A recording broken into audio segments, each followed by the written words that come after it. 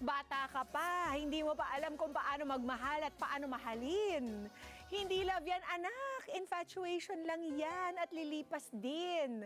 Tapusin mo muna pag-aaral mo at maghanap ng trabaho bago ka mag-love life. Yan po ang makalimitang naririnig natin kapag topic ng love and relationship po ang pinag-uusapan with our kids. Pero tama ba na ito yung mga, sabihin natin, mga linyahan? Minsan nga po ay sadyang iniiwasan ito ng mga magulang na pag-usapan sa takot na baka ma-curious lalo ang ating mga anak tungkol dito at ito po ay lalong pag-interesang subukan. Pero gaano man natin ito iwasan ay dadating talagang panahon na magmamahal at papasok sa relasyon ng ating mga anak. Kaya dapat lang ay alam natin kung paano po tayo magre-respond at ano po ang sasabihin sa kanila pagdating sa oras na yon. Tulad na lang po ng isang nanay na sumulat sa atin para humingi ng advice kung ano ang kanyang gagawin sa mga anak niyang teenager na yung isa ay nililigawan habang yung isa naman ay gusto ng manligaw. Kaya basahin po natin ang kanyang kwento. Sabi niya, Dear Mama P, ako po si Mommy Joanna, 48 years old, mula Santa Rosa, Laguna. At ako po ay may dalawang anak na teenager. Si Shane, 15 years old, at si Sean, 18 years old. Very open ang communication namin mag-asawa sa aming mga anak, kaya alam namin lahat ng nangyayari sa kanila. Alam naming marami ang nagkakagusto at gusto manligaw sa aming bunso na si Shane habang nagkukwento rin ang kanyang kuya sa amin tungkol sa babaeng napupusuan niyang ligawan. Kaya lang ay parang hindi kami handang mag-asawa na magpaligaw at manligaw ang aming mga anak dahil pakiramdam namin, bata pa sila para rito at gusto namin magtapos muna sila ng pag-aaral. Kaya lang ayaw naman naming magsikreto sila sa amin tungkol sa kanilang love life. Kaya ano po ba ang dapat namin gawin para mapaliwanagan sila tungkol sa mga bagay na may kinalaman sa pag-ibig at pakikipagrelasyon. Maraming salamat in advance, Mama P, sa iyong mabibigay na advice, Mommy Joanna. Para po matulungan nating sagutin ang tanong ni Mommy Joanna, makakasama po natin ang ating bisitang certified life wellness coach na si Miss Pauline Sanchez. Good morning, Miss Pauline. Welcome po. Magandang umaga at magandang umaga sa ating mga kada. It's an honor to be here. Yes, I'm right. Si Miss Pauline po has 4 kids, 'di ba? Girls, boys, pareho. 2 girls and then 2 boys respectively. 2 boys, and they're all in their early 20s except for the 2 girls. 2 girls. Oo, so 25, 29, 30, 31. Wow! So napagdaanan na po lahat ni Miss Pauline to, pati pareho siya may girl at may boy. So Yes. tamang-tama para kay Shane at saka kay Sean. Kay Sean. Oo. So first of all, Miss Pauline, meron bang tamang edad para i-open up itong topic na ito sa ating mga anak? Nako, napakahirap na tanong niyan, no, kung tutuusin. But kung gagawin ko sa experience ko, Yes, nilagyan ko siya talaga ng border, no? Oo. Magpaligaw kayo at manligaw kayo pagtapos na kayo mag-aral. Yes, Yan tama. yung katotohanan. Ideally, 18 and above. Oo. Yun ang ating Ideally tinuturo. talaga. Ideally. But of course, reality-wise, no, sa ngayon, panahon ngayon, hindi mo na masabi, hindi mo naman kontrolado tong mga to. Especially with the advent of their own phones, di ba? You don't know what's going on in their own cellphones, yung mga messaging apps nila dyan. Dati kasi, makikilala mo pa eh. Kasi masasagot mo yung telepono, tapos it's for them, di ba? Or kapag lumigaw, umakit ng ligaw ang isang lalaki, talagang pinapapunta sa bahay muna para makilala ng mga magulang. How did you go about it?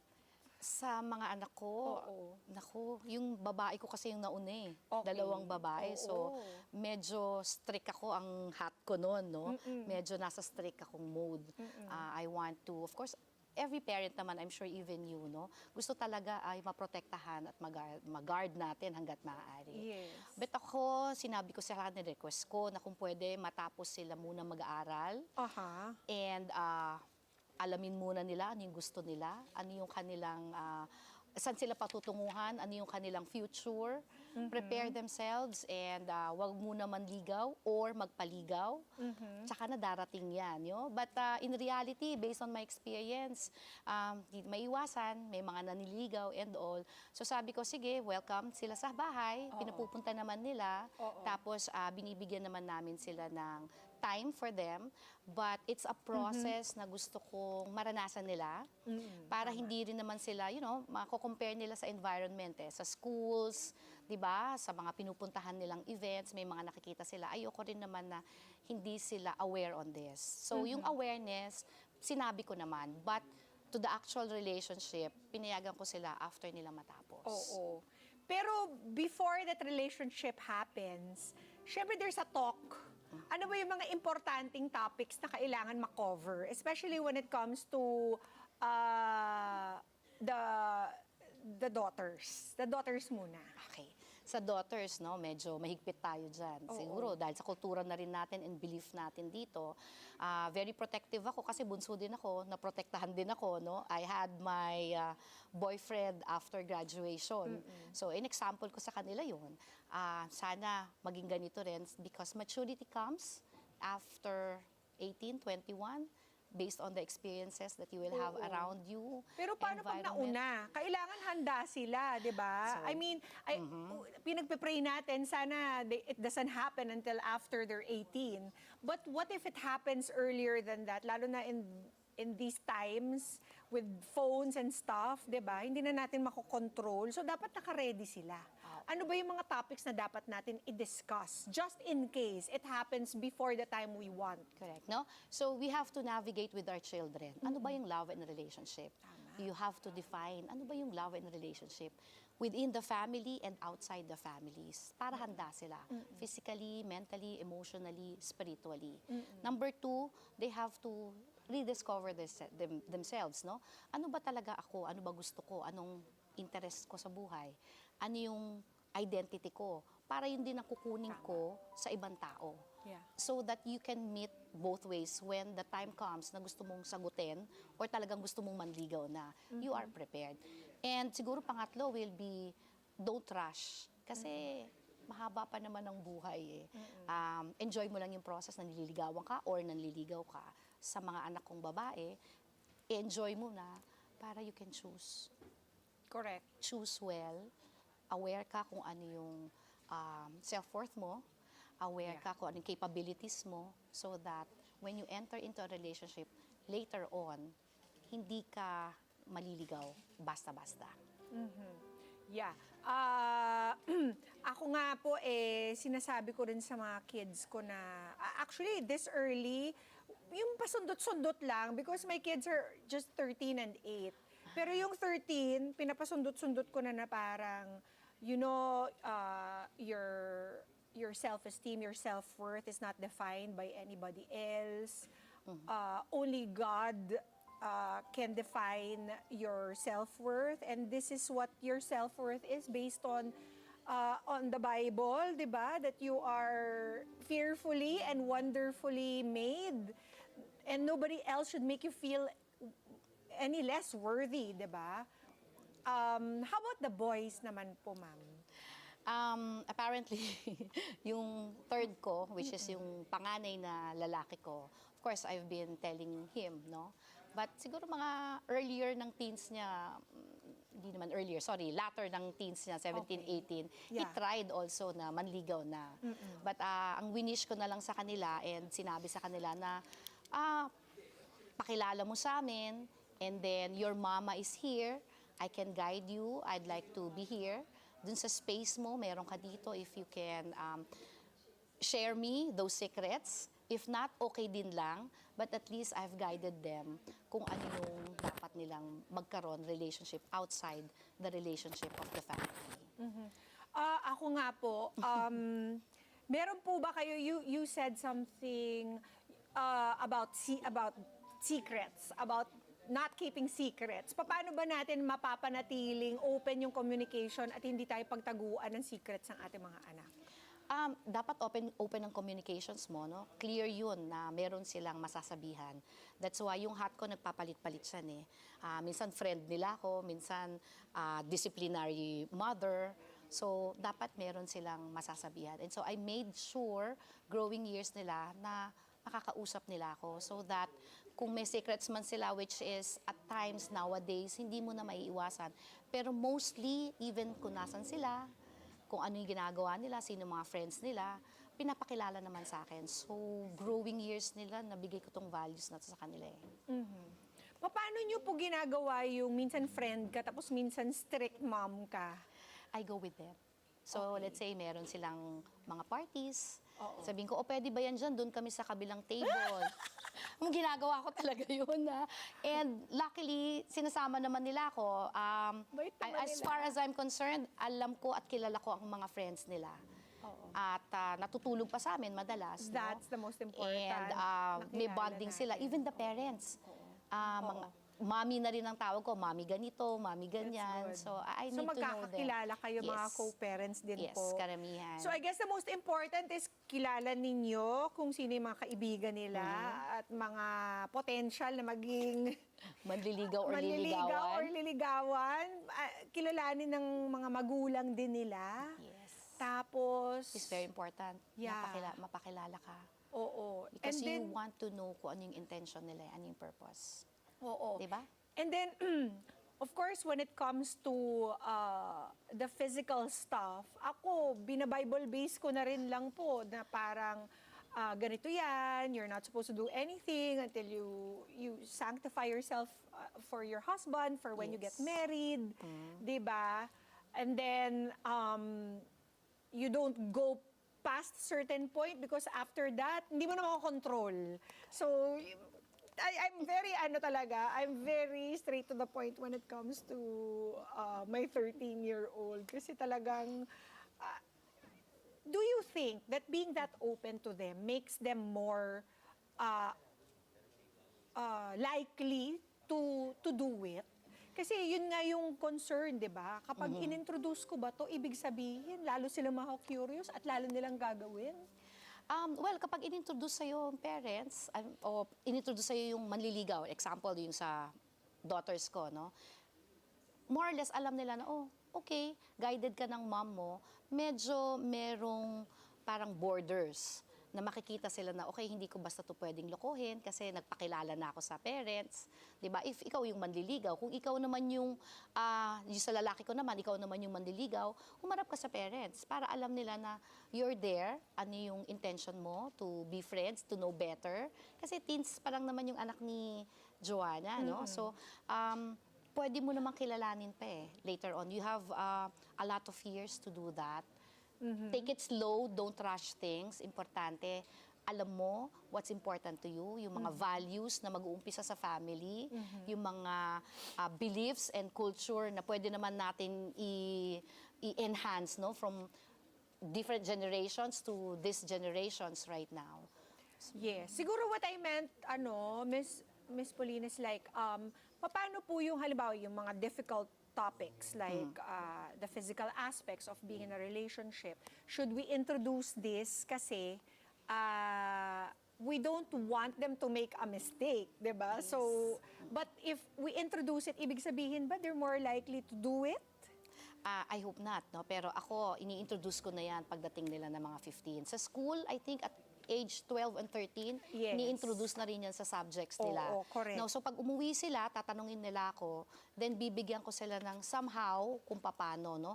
What's the physical thing that you cannot allow others Yes, to correct. to go near you. Oo. So yung mga ganon, medyo nasasabi natin yun because we have to preserve some things, wait for the proper time that you are matured and ready enough.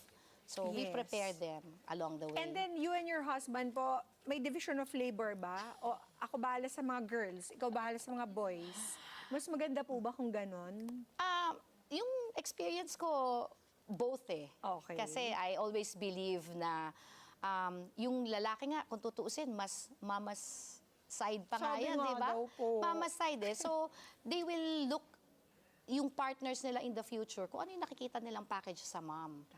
So, very close sila. That's why it's very important, no? Yung mga ini-inculcate natin sa mind ng mga bata na dapat ito yung wife material, husband material, father figure, mother figure, not because you are ready and prepared to get married, but at least ito yung nakikita mo so that when you invest time, love, and care to a person, hindi ka manghihinayang. Tama. And it should be present to them. It should be, presented to them. Oo. Para alam nila, no, ano, awareness nila mataas on the love and relationship na gusto nilang pasukin when the time comes. I know that when I was younger and single, lagi akong pinapangaralan based on the personal experiences of my parents. Pero back then, I would always think, pag pinapangaralan nila ako about how they did it in their time, iniisip ko lagi, panahon mo yun. Iba na yung mga panahon ngayon. Tama po ba yun? Exactly, no? Siyempre, kailangan sumasabay naman tayo sa time. If we incorporate yung dati lang, we can just get values na gusto natin i-dalhin dito sa new Kasi generation. dati meron talaga silang dala-dalang chaperone. Diba? Oo. Parang Tsaka hindi mo na talagang magagawa hindi pwede, may ngayon. driver ka pa, di ba? May aya ka pang nandiyan dyan. So, but you have to enhance also kung ano yung ways mo in raising your kids. Para alam naman nila na, okay, si mommy nag-a-adapt sa akin. So, para maging open sila.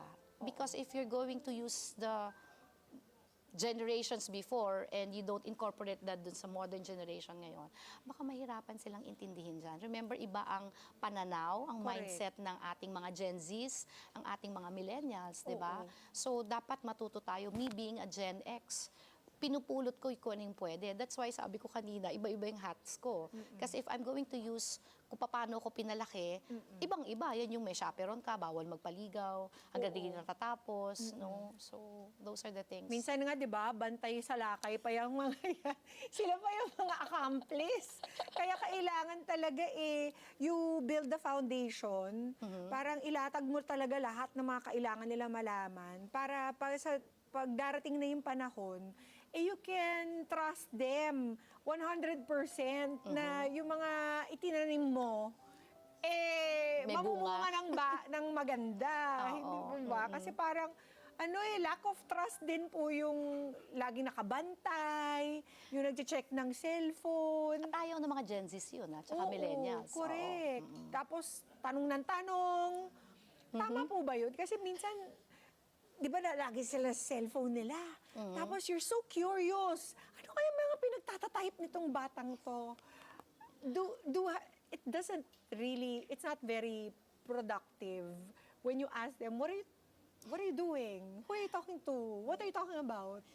Medyo may Nagiging ganun ka ba? nagiging kontrolado ka na noon pag ganyan, no? So, nagtatanong ka rin ba or hindi? Hindi naman, pag-aalis lang. Lagi ko sinasabi, pag-aalis ka, sinong kasama mo, send me the names and the numbers. So whatever happens, I know who to contact. Pero yung mga ka-text nila, syempre kahit ako naman, di nila binabase. I think binubuksan lang nila cellphone ko pag papa-Gcash. Hingi na. Diba? Pero hindi, pag-connect lang sa wifi ko, di ba? Pero other than that, wala naman eh. I want to believe that yung values na na-implant ko sa kanila, gagawin naman nila. Even sa next generation nila, kasi may apo na rin ako. Sa first baby ko. Oh, congrats po, Miss Pauline. So, yung mga parents who feel like their kids are holding back, ano kayang pwede nilang magawa? Well, parents na feel nila yung mga anak nila nag-hold back, somewhere along the way, merong Hindi 100% yung hindi mga... nagkaroon ng yung idadasal mo na lang, no? Yung reporting. Yung reporting, idadasal mo lang. And one way or another, dapat nilalabas mo pa rin yung mga anak mo, kahit teen sila, and try to insert, isasegwayan mo, issues na nababasa mo so that they can still get good ideas on that, good advices, na hindi directly. Oo nga. Minsan mas effective yung yung indirect, yung kwentuhan lang, take them out on a date, na one-on-one, para hindi nahihiya to say it in front of everybody. Tapos, siguro para guard down, di ba? Do something that they like to do.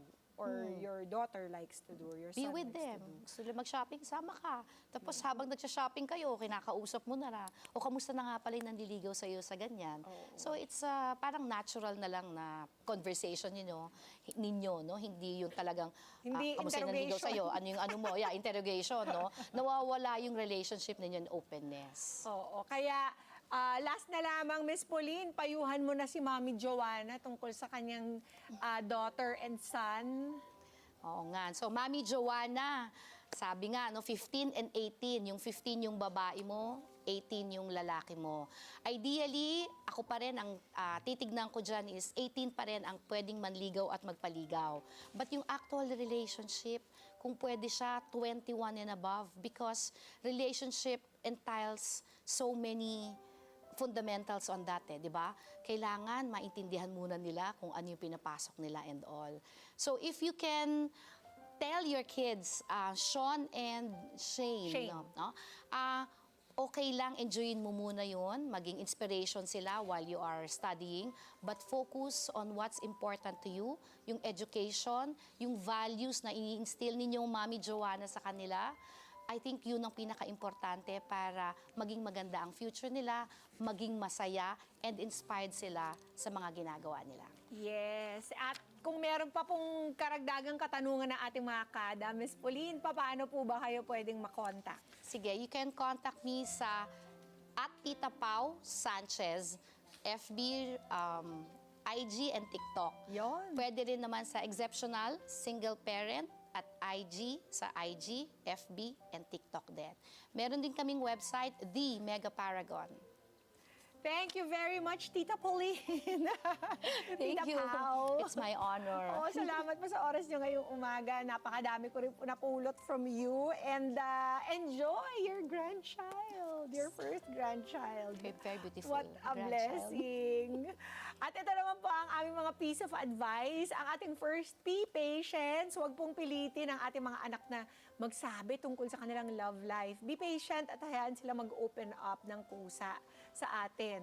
Ang ating second P, present. Sabi nga po ni Miss Pauline, kapag ang ating mga anak ay may problema sa love life, dapat iparamdam natin sa kanila na lagi tayong present sa tabi nila para sila ay alalayan at suportahan sa kanilang pinagdadaanan. And the third P is practice what you preach para maging maayos po ang konsepto ng ating mga anak tungkol sa love and relationships.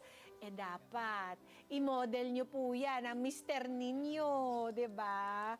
Para malaman nila what true love really means. At kapag nakita ng mga anak na maganda po ang relasyon ng kanilang mga magulang, ay ganun din ang relasyong gugustuhin nilang magkaroon pagdating sa tamang panahon. Maraming salamat po, Miss Pauline. Thank you so much too. Yes, have a great Wednesday ahead. At mga kada, totoo na iniiwasan natin pag-usapan ang topic ng pag-ibig at pakikipagrelasyon sa ating mga anak dahil ayaw natin silang masaktan kapag sila ay nagmahal, pero mas makakatulong sa kanila kung mabibigyan natin ang ating mga anak ng mahalagang words of wisdom para alam nila ang kanilang gagawin kapag nagsimulang tumibok ang kanilang puso. Mabuti na naman galing sa atin at kung hindi saan-saan. Let's get together. Sunday 25. Sunday 25.